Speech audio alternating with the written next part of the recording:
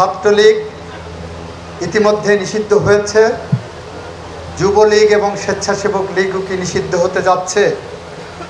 এ ধরনের প্রশ্ন এসেছে। এ ধরনের প্রশ্ন উত্তর দিতে পারেন সরকারের নীতি নির্ধারকরা। বাংলাদেশের অ্যাটর্নি জেনারেল হিসাবে আমি বলতে পারি,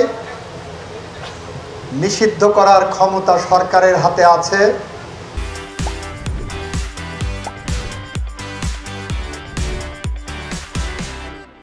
যদি বলেন কোথায় আছে, তাহলে বলবো আওয়ামী লীগ হত্যাকারী, আওয়ামী লীগ ধ্বংসকারী শেখ মুজিবুর রহমান, যিনি আওয়ামী লীগের কবর রচনা করে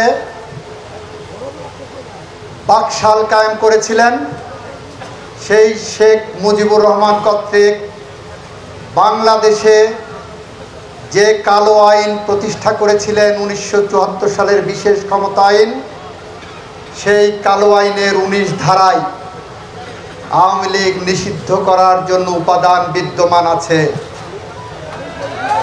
এটা হলো আইনি ব্যাখ্যা। সরকার কি করবেন সেটা সরকার সিদ্ধান্ত নেবেন।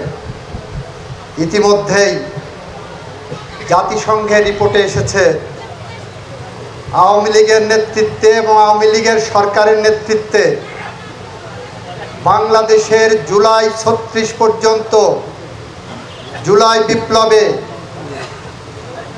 প্রায় 2000 মানুষের প্রাণ দিতে হয়েছে, 30,000-এর মতো মানুষের পঙ্গুত্ব বরণ করতে হয়েছে।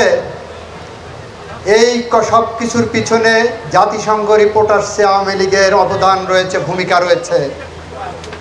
যদি থেকে থাকে তাহলে একবার আওয়ামী লীগ হত্যা করেছিলেন শেখ মুজিবুর রহমান, আওয়ামী লীগ ঘোষক বন্ধ করে দিয়ে বাকশাল কায়েম করেছিলেন, তার প্রতিষ্ঠিত, তার প্রচলিত, তার প্রণীত আইনেই আওয়ামী লীগ নিষিদ্ধ করা সম্ভব।